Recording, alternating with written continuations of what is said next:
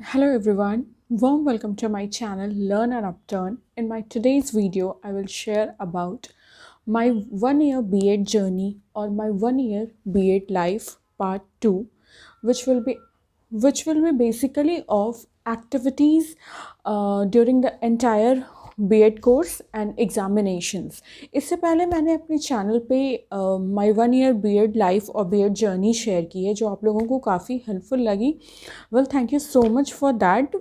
But आज की इस वीडियो में मैंने उस वीडियो में काफ़ी कुछ शेयर किया है 1 year B.Ed लाइफ से। मैंने जब B.Ed किया था तब B.Ed 1 year का कोर्स था एंड अभी B.Ed 2 years का कोर्स है, डिवाइडेड इनटू 4 सेमेस्टर्स। बट जो एग्जामिनेशन पैटर्न या काफ़ी कुछ जो एक्टिविटीज़ हैं वो सिमिलर ही है। तो आज की इस वीडियो में मैं आपको बताऊंगी एग्जामिनेशंस वगैरह, फाइल्स वगैरह या क्या क्या को करिकुलर एक्टिविटीज़ कराई जाती हैं B.Ed के दौरान आपसे, सो दैट अगर आप एडमिशन लेने की सोच रहे हैं या ऑलरेडी आपने इनरोल करा रखा है तो आपको थोड़ी आइडिया मिल जाए, हिंट मिल जाए। बेसिकली हम लोग एक्टिविटीज़ एंड एग्जामिनेशंस के बारे में आज की इस वीडियो में बात करेंगे। तो B.Ed में जब मेन एग्जामिनेशन होती है, मतलब जो फाइनल एग्जामिनेशन होती है, आप 2 years कोर्स कर रहे हैं तो आपका जो 4 सेमेस्टर्स जो सेमेस्टर्स होगा, आपका जो फाइनल एग्जामिनेशन होगी, उससे पहले हर सेमेस्टर के पहले 3 इंटरनल्स होते हैं। हो सकता है अब थोड़ी बहुत चेंजेस हुई हो एग्जामिनेशन पैटर्न में या इंटरनल पैटर्न में या एक्टिविटीज़ वाले पैटर्न में, बट मैं आपको अपनी पर्सनल एक्सपीरियंस शेयर कर रही हूँ बैक टू द ईयर जब B.Ed 1 साल का था, तब की बात बता रही हूँ। तो हमारे 3 इंटरनल्स होते थे जिसमें बेस्ट ऑफ 2 का जो मार्क्स होता था वो इंक्लूड किया जाता था। ठीक है, in the sense that final examination जो होती थी वो 80 मार्क्स की होती थी और 20 मार्क्स का जो था वो आपका 20 मार्क्स जो था वो इंटरनल पे था। तो तीन जो इंटरनल्स लिए जाते थे उसमें जिस 2 इंटरनल में भी आपने बेस्ट परफॉर्म किया, लाइक बेस्ट ऑफ 2 का मार्क्स आपको मिलता था, वो फाइनल जो एग्जामिनेशन होती थी उसमें इंक्लूड होता था, उसका जो मार्क्स हुआ बेस्ट 2 का। And apart from that B.Ed में बहुत सारी चीज़ों के बेसिस पे आपको ऑब्जर्व किया जाता है, बहुत सारी एक्टिविटीज़, बहुत सारी file making, project making, assignments making के बेसिस पे आपको उसके भी आपको एडेड बेनिफिट्स और एक्स्ट्रा मार्क्स मिलते हैं। लाइक आप अगर कोई भी एक्टिविटी कर रहे हैं, मोस्ट ऑफ द एक्टिविटी के लिए आपको फाइल बनाना पड़ता है कि आपने उस पर्टिकुलर एक्टिविटी में क्या देखा, क्या ऑब्जर्व किया, क्या सीखा, क्या शेड्यूल था आपका उस पूरे एक्टिविटी में, कब गए, क्या किया आपने, उसके लिए फाइल्स एंड असाइनमेंट्स बनाना पड़ता है। लाइक जब आप एजुकेशनल टूर के लिए जाएंगे, सर्वे के लिए जाएंगे, इन सारी चीज़ों के लिए आपको प्रॉपरली फाइल बनाना पड़ेगा, जिसके बेसिस पे भी आपको मार्किंग एंड रैंकिंग दी जाती है। ठीक है, तो B.Ed में अगर आप अच्छा रैंक लाना चाहते हैं या अच्छा स्कोर करना चाहते हैं तो आपको सारे एक्टिविटीज़ में अच्छे से इन्वॉल्व होकर अपने असाइनमेंट्स और प्रोजेक्ट्स वर्क को अप टू डेट रखना चाहिए। ये तो हो गई इंटरनल्स एंड सेमेस्टर्स की बात। Apart from that project work भी बहुत होता है। लाइक अगर आपका 2 चैप्टर फिनिश होता है, उससे कुछ क्वेश्चंस आपको दिए जाते हैं जो आपको as a project work complete करना होता है।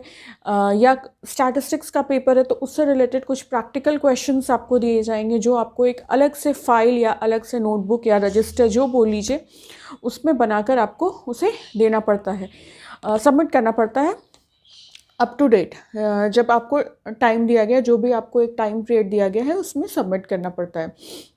एंड देन उसके बाद असाइनमेंट्स भी बहुत सारे दिए जाते हैं, बहुत सारे सब्जेक्ट से रिलेटेड, बहुत सारी को करिकुलर एक्टिविटीज़ से रिलेटेड आपको फाइल्स वगैरह बनाना पड़ता है, जिससे आपको बहुत अच्छे तरीके से उसके कवर पेज को, आउटर पेज को बहुत अच्छे तरीके से, जितनी प्रेजेंटेबल वे में आप उस असाइनमेंट फाइल को प्रेजेंट करेंगे वो उतना ज़्यादा आपको हेल्प करेगा एडेड वैल्यू को बढ़ाने में। ठीक है, तो ये सारी चीज़ें जो हैं वो थ्रू आउट द ईयर या थ्रू आउट द 2 ईयर का जो आपका कोर्स है उसमें चलते रहती हैं। एक्टिविटीज़ में अगर हम स्टार्टिंग से एक्टिविटीज़ की बात करें तो जब आप B.Ed में इनरोल कराते हैं उसके बाद से ही छोटी छोटी एक्टिविटीज़ में आपकी पार्टिसिपेशन शुरू हो जाती है। लाइक हर दिन आपको जब आपका असेंबली वगैरह होता है उस टाइम पर आपको फ्रंट में आकर न्यूज़ बोलना पड़ता है या असेंबली कंडक्ट कराना पड़ता है, कोटेशंस बोलना पड़ता है, लाइन्स ऑफ द डे बोलना पड़ता है।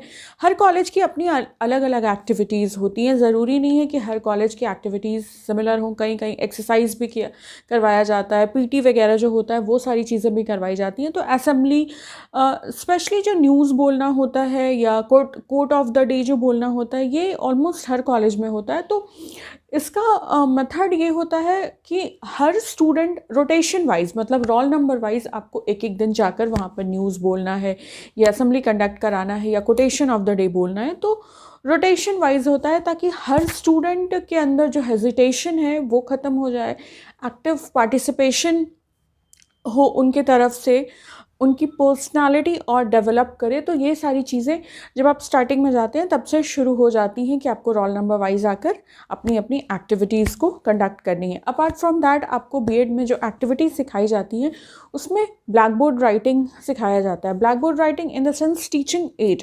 आपको ये सिखाया जाता है कि जब भी आप क्लास में पढ़ाने जा रहे हैं या माइक्रो टीचिंग करेंगे या टीचिंग प्रैक्टिस में जाएंगे तो आपको ब्लैक बोर्ड का यूज़ करना है वाइल टीचिंग। ठीक है, देखिए blackboard is a teaching aid. हम जब टीचिंग एड की बात करते हैं तो blackboard is a major teaching aid because regular जब आप टीचिंग की बात करेंगे, अपार्ट फ्रॉम बीएड की बात कर रही हूँ मैं, तो किसी भी टीचर के पास जो मोस्ट फ्रिक्वेंटली यूज्ड या कॉमन टीचिंग एड होता है वो ब्लैक बोर्ड होता है, चाहे वो थ्योरी टीचर हो चाहे वो प्रैक्टिकल टीचर हो। ठीक है, तो ब्लैक बोर्ड को आपको किस तरीके से लिखना होता है, लिखने के भी बहुत सारे तरीके होते हैं। ताकि लाइक कब आपको ब्लॉक लेटर्स में लिखना है ताकि वो अच्छी तरीके से विजिबल हो, आपकी पॉस्चर्स क्या होनी चाहिए while writing on black board. Like बहुत लोग होते हैं जो centre of the black board में खड़े होकर लिखते हैं। आपको हमेशा एक साइड से खड़े होकर ब्लैक बोर्ड में लिखना होता है ताकि आपका जो ब्लैक बोर्ड हो वो क्लासरूम को विजिबल हो। तो उसके भी कुछ पॉस्चर्स हैं कि आपको किस तरीके से खड़े होना चाहिए while writing black board. Black board manage कैसे करते हैं, क्लास में एंटर करने के साथ क्या लिखते हैं, टॉपिक्स कब लिखते हैं ब्लैक बोर्ड पर। ब्लैक बोर्ड राइटिंग आपको कम्प्लीटली इस कोर्स के दौरान सिखाया जाता है।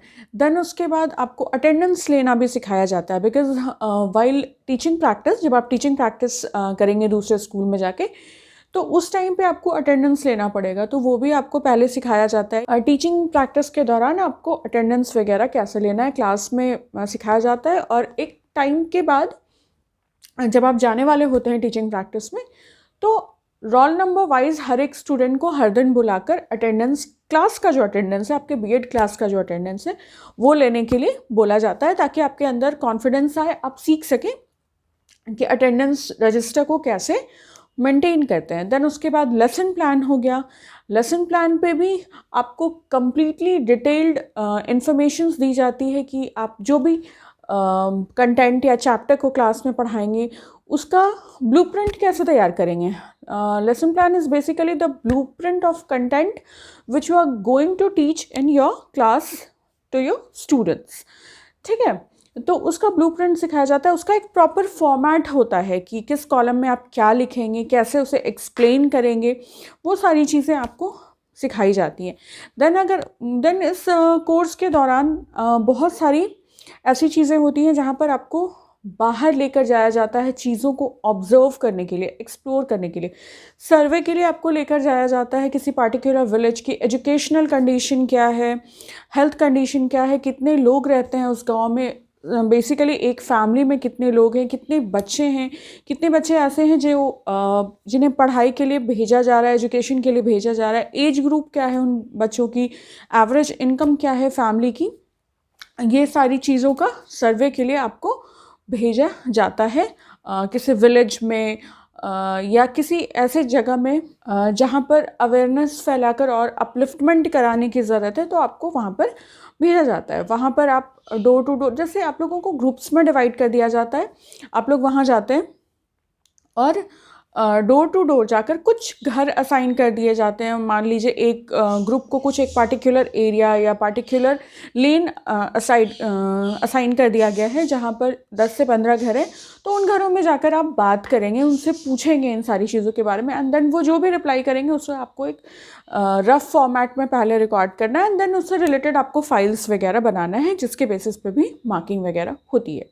ठीक है, ये सर्वे हो गया। उसके बाद तो सर्वे के पहले भी आपको प्री सर्वे इंफॉर्मेशंस दी जाएगी कि आपको कैसे जाना है, मतलब क्या आपका एटिक्वेट्स होना चाहिए जब आप घर जा रहे हैं, क्या बात करनी है आपको, ये सारी चीज़ें। एंड देन पोस्ट सर्वे भी, जब आप सर्वे करके आएंगे उसके बाद भी सर्वेक्षण बेसिकली, उसके बाद भी आपको क्लास में बताया जाएगा कि आपको इस सर्वे से रिलेटेड फाइल कैसे बनाना है, ठीक है। देन उसके बाद एजुकेशनल टूर, एजुकेशनल टूर पे लेके जाया जाता है बीएड कोर्स के दौरान किसी भी जगह पे। बेसिकली उस जगह पर ले जाने का जो मेन ऑब्जेक्टिव, मेन मोटिव होता है, टूर तो होता ही है, एंजॉयमेंट तो होती है, बट एजुकेशनल वैल्यूज़ को कलेक्ट करना वहाँ से, वो सबसे ज़्यादा इम्पॉर्टेंट होता है। लाइक क्या एंशियंट स्टोरीज़ रही है उस जगह की, क्या क्या पॉपुलर प्लेसेस या क्या क्या ऐसी प्लेसेस हैं जो बहुत ज़्यादा फेमस हैं उस पार्टिकुलर जगह में, क्यों फेमस हैं, क्या उसके पीछे की क्या रीज़न है, क्या स्टोरीज़ हैं, उस पार्टिकुलर प्लेस को आप कितनी अच्छे तरीके से एक्सप्लोर कर सकते हैं, ये बेसिकली एजुकेशनल टूर में आपको एक्सपोजर लेने के लिए भेजा जाता है। देन जब आप एजुकेशनल टूर में हैं तो एन्जॉयमेंट के साथ साथ आपको अपनी रिस्पॉन्सिबिलिटीज़ भी निभानी होती है। लाइक आप कितने बजे उस जगह पर, कितने बजे अपने कॉलेज से निकले, कब आप उस जगह पर पहुंच रहे हैं, मीन्स ऑफ ट्रांसपोर्ट क्या था आपका, वहाँ पर जाकर आपने कब चेक इन किया होटल में, उसके बाद आप फर्स्ट डे कहाँ कहाँ विज़िट कर रहे हैं, कौन कौन सी जगह पे जा रहे हैं, उस जगह के बारे में आपको पार्टिकुलरली जो असाइनमेंट होती है उसमें लिखना होगा। लाइक किसी टेंपल को अगर आप विज़िट करते हैं तो वो टेंपल कब बना, या उसकी क्या एंशिएंट वैल्यू है, या और क्या बेसिक हाइलाइट्स हैं, वो सारी चीज़ों पे आपको एक प्रॉपर फाइल बनाना पड़ता है जब आप एजुकेशनल टूर के बाद लौटेंगे। और इन द मीन वाइल आपको डे 1 डे 2 पर आप कहाँ कहाँ जा रहे हैं, टाइमिंग हो गया, डेट हो गया, कब जा रहे हैं, कब आ रहे हैं, किस प्लेस पे जा रहे हैं, उस प्लेस से कुछ आपको इन्फॉर्मेशंस कलेक्ट करके अपनी रफली लिख लेना है कहीं पे भी। हमेशा एक नोटबुक, पेन या डायरी या कुछ पेपर आपको अपने पास, नोट पैड रखना होगा जिसमें आप सारी चीज़ों को इंक्लूड करते जाएंगे, लिखते जाएंगे, ठीक है। देन उसके बाद जब आप रिटर्न होंगे तो फिर आपको उससे रिलेटेड इन्फॉर्मेशंस प्रोवाइड कराई जाएंगी कि आप पार्टिकुलर टूर से कैसे, टूर से रिलेटेड कैसे आप असाइनमेंट फाइल बनाएंगे, जिसमें आपको आप जितने भी टेंपल में विजिट करें उस टेंपल के बारे में आपको एक एक पेज में प्रॉपरली फाइल बनाना है। वो फाइल होता है प्रॉपरली, ठीक है, जो फोल्डर फाइल आता है वो बनाना पड़ता है। टेंपल्स आप विज़िट कर रहे हैं, ज़ू विज़िट कर रहे हैं, लेक विज़िट कर रहे हैं, क्या क्या स्पेशलिटी है उस पर आपको एक फ़ाइल बनाना पड़ता है। इसी तरीके से देन आप पिकनिक्स पे जाते हैं, कम्युनिटी लंच पे जाते हैं, तो भी आपको सारे टाइम्स वगैरह, डेट्स वगैरह मेंशन करना पड़ता है, क्या क्या किया आपने वहाँ जाके, दैट पार्टिकुलर गेट टुगेदर जो है, जो मीट टुगेदर है, उससे आपने क्या सीखा, क्या एक्सपीरियंस रहा, क्या चीज़ें एक्सप्लोर करी आपने, क्या क्या हुआ उस पूरे विज़िट के दौरान, ये सारी चीज़ों पे भी आपको फ़ाइल बनाना पड़ता है। मतलब सुपर एक्टिव वाली रूटीन होती है इंटायर बीएड लाइफ में। देन उसके अलावा भी बहुत सारी ऐसी एक्टिविटीज़ हैं या बहुत सारे ऐसे फेस्टिवल्स हैं, नेशनल फेस्टिवल्स हैं जो बीएड कॉलेज में सेलिब्रेट होते हैं। Like birthday of some renowned personalities और फ्रीडम फाइटर्स, उनके बर्थडे सेलिब्रेट किए जाते हैं कॉलेज में। लाइक रविंद्रनाथ टैगोर हो गए, महात्मा गांधी जयंती हो गया, सुभाष चंद्र बोस जयंती हो गई, ये सारी चीज़ें सेलिब्रेट की जाती है। उनकी जो लाइफ रही है, जो वैल्यूएबल, जो प्रीशियस लाइफ रही है, उनमें उन्होंने जो कुछ भी आउटस्टैंडिंग किया है उस पर उससे related activities, speech, elocutions, theatre, play, ये सारी चीज़ें ऑर्गेनाइज कराई जाती हैं। देन उसके बाद रंगोली सेलिब्रेशन हो गया, टीचर्स डे, फ्रेशर्स पार्टी हो गया, फेयरवेल हो गया, बहुत सारी चीज़ें सेलिब्रेशंस होती है जहाँ पर आपको एक्टिव इन्वॉल्वमेंट दिखाना पड़ता है, ठीक है। उसके बाद जो कोर्स रिलेटेड स्पेसिफिक एक्टिविटीज़ होती हैं वो हर कॉलेज में अलग होती हैं। कुछ कॉलेज में कोई एक अगर एक्टिविटी नहीं हो रही है तो हो सकता है वो एक्टिविटी दूसरे कॉलेज में हो रही हो। आर्ट एंड क्राफ्ट हो गया, स्टिचिंग हो गया, टेलरिंग हो गया, प्लांटेशन हो गया, पेंटिंग हो गया, ये सारी एक्टिविटीज़ भी चलते रहती हैं। हमारे टाइम पे जो एक्टिविटीज़ कोर्स में भी इन्वॉल्व्ड थी, कोर्स में भी इंक्लूडेड थी, वो लाइब्रेरी थी, म्यूज़िक थी, हमारा टेलरिंग का क्लास होता था। जो टेलरिंग का फ़ाइल हमने फाइनल जब हमारा एग्ज़ामिनेशंस हुआ था उसमें हमने टेलरिंग का फ़ाइल भी बनाया था। तो टेलरिंग की हमारी क्लास लगती थी। एक मैम आती थी, वो टेलरिंग के बारे लाइक थोड़ा मोड़ा लाइक कुछ सैम्पल्स, कुछ चीज़ों के बारे में थोड़ा मोड़ा स्टिचिंग की क्लास वो हमें देती थी। म्यूज़िक का क्लास भी हमारा हर वीक 2 या 3 होता था। इस तरीके से होता था। फिर एक पीरियड होता है जो को करिकुलर एक्टिविटीज़, स्पोर्ट्स लाइक कुछ भी आउटडोर गेम को आपको बाहर जाकर खेलना है, उसे एंजॉय करना है। उस पीरियड में आपकी पढ़ाई नहीं होगी, आपको किसी पार्टिकुलर गेम में अपने आप को इन्वॉल्व करना है। देन प्लांटेशन होती है बहुत जगह पर, गार्डनिंग होती है बहुत जगह पर, स्पोर्ट्स डे भी सेलिब्रेट किया जाता है जिसकी प्रैक्टिस काफ़ी पहले से होती है, वो भी एक एक्टिविटी हो जाता है। देन उसके बाद बहुत जगह पर थिएटर भी होता है, आपको प्ले करना होता है। बेसिकली आपको स्टेज प्रेजेंस सिखाया जाता है बीएड में कि आप स्टेज पर जाकर लाइक पूरे क्लास को आप कैसे एड्रेस करते हैं, या क्या आप में एक्सप्रेस करने की स्किल है, कैसे प्रेजेंट करते हैं आप खुद को, कुछ भी एक्सप्रेस कर रहे हो, लाइक आप कुछ भी रोल प्ले कर रहे हो स्टेज पे जाके, एक सिंपल सा किसी पर्सनालिटी के बारे में ही बोल रहे हो। मोटिव बस ये होता है कि आप खुद को प्रेजेंट कैसे कर रहे हैं सबके सामने, स्टेज कॉन्फिडेंस है या नहीं आप में, वो चीज़ मेनली मैटर करती है। देन उसके बाद पेंटिंग वगैरह होता है, जो प्लांटर्स होते हैं जिसमें हम लोग प्लांट लगाते हैं उसकी कंपटीशन भी होती है, पेंटिंग कंपटीशन। लाइक जो ज़्यादा अच्छा पेंटिंग करता है उसे उसके लिए रिवॉर्ड वगैरह दिया जाता है, ये सारी चीज़ें भी होती है। स्टेज परफॉर्मेंस वाली चीज़ बहुत बार होती है, कुछ ना कुछ एक्टिविटीज़ होते रहती हैं, आपको गाना गाना होगा या कुछ रोल प्ले दे दिया गया वो करना होगा, आपके अंदर से हेजिटेशन को बेसिकली ख़त्म करने के लिए। नेशनल एंथम डेली होती है बीएड कॉलेज में। देन लंच वगैरह, पिकनिक्स, कम्युनिटी लंच, ये सारी चीज़ें हमेशा चलते रहती हैं। तो ये सारे जो हैं वो कुछ बेसिक एक्टिविटीज़ जो है वो ऑलमोस्ट हर कॉलेज में भी होते हैं। अपार्ट फ्रॉम दैट बहुत सारी एक्टिविटीज़ और भी हो सकता है इंक्लूडेड होती होंगी कुछ प्राइवेट कॉलेजेस में या कुछ गवर्नमेंट कॉलेजेस में। जो बेसिक है वो मैंने आपको बताया। इन शॉर्ट आपको इन सारी एक्टिविटीज़ में इन्वॉल्व होना है। अगर किसी एक्टिविटी में आपको इंटरेस्ट नहीं है या इन्वॉल्व नहीं होते हैं एक दो एक्टिविटीज़ में, तो उसके लिए कोई बात नहीं, बट ऐसा नहीं कि आप किसी भी एक्टिविटी में इन्वॉल्व ना हो। सबसे ज़्यादा आपको जिस चीज़ का ध्यान रखना है वो ये है कि जो प्रोजेक्ट्स एंड असाइनमेंट्स आपको मिलते हैं वो आपको प्रॉपरली अप टू डेट बनाकर, अच्छी तरीके से बनाकर, प्रेजेंटेबल वे में बनाकर सबमिट करना है। आपको इंटरनल्स अटेंड करना है, अच्छे से एग्जामिनेशंस देनी है। जो भी एक्टिविटीज़ के लिए आपको बताया जा रहा है कि ये एक्टिविटीज़ होने वाली है, कोशिश कीजिए उसमें थोड़ा सा भी इन्वॉल्व। अगर आप रिप्रेजेंट नहीं कर रहे हैं खुद को, but as an active member ही खुद को इन्वॉल्व कीजिए उस एक्टिविटी में, अगर आप किसी चीज़ में पार्ट नहीं ले रहे हैं तो भी। देन उसके बाद जो भी सर्वेज वगैरह, एजुकेशनल टूर्स वगैरह कराई जाती हैं, ये सारी चीज़ें बहुत इंपॉर्टेंट होती हैं, तो डेफिनेटली जाइए इन सारी चीज़ों में। ये सिर्फ घूमने के लिए या फन फिल्ड एक्टिविटी नहीं होती, इनका बीएड के मार्क्स से, रैंक से, स्कोर से भी कनेक्शन होता है बहुत, बिकॉज इसके बाद आपको फाइल वगैरह बनाना पड़ता है जिसके बेसिस पे ओवरऑल मार्किंग मिलती है। एक सुपर एक्टिव शेड्यूल होता है आपका बीएड में जिसमें आपको भी सुपर एक्टिव होना पड़ेगा। ठीक है।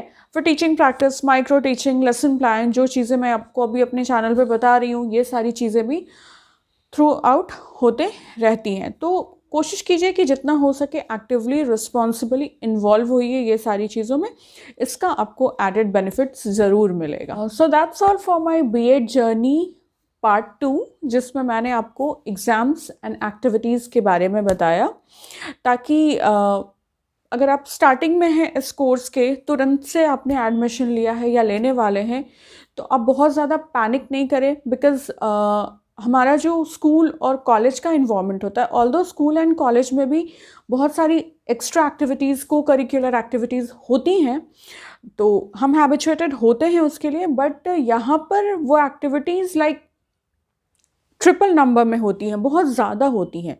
पढ़ाई से ज़्यादा आपको एक्टिविटीज़ और ये सारी चीज़ों, फाइल्स, असाइनमेंट्स, एग्ज़ाम्स, सर्वे, टूर, ये सारी चीज़ों में ही इन्वॉल्व रहना पड़ता है। तो अगर आप न्यू है ये सारी चीज़ों से, तो आपको थोड़ी आइडिया मिली होगी मेरे वीडियो से। I hope you find my today's video helpful and informative. If you find it so, then kindly subscribe to my channel Learn and Upturn. Also like and comment on my videos, and you can share this video easily with your friends, family and B.Ed learners. If you have any doubts or queries regarding my any video, you can definitely write down in the comment section below. I will definitely try to solve your query. अगर B.Ed से related आपको किसी भी topic पे या किसी भी content पे या सिलेबस से रिलेटेड किसी भी टॉपिक पे वीडियोस चाहिए तो डेफिनेटली आप मुझे कमेंट सेक्शन में बताइए। मैं उस टॉपिक पे ज़रूर वीडियो बनाने की कोशिश करूँगी। मैंने अपने चैनल पे एक B.Ed कोर्स की प्लेलिस्ट क्रिएट करके रखी है जहाँ पर मैं सिर्फ B.Ed से रिलेटेड वीडियोस डालती हूँ, जो मुझे लगता है कि जो वीडियोस ज़रूरी हैं, जो इन्फॉर्मेशंस मुझे देनी चाहिए बीइंग अ B.Ed प्रोफेशनल, तो वो सारी इन्फॉर्मेशंस मैंने वहाँ पर दे रखी हैं पूरी B.Ed कोर्स के बारे में। एंड अपार्ट फ्रॉम दैट, अगर आपको और कोई वीडियोस चाहिए तो भी आप मुझे डेफिनेटली बता सकते हैं। Thank you so much for watching this video. Take very good care of yourself, stay safe, stay home, take care and bye.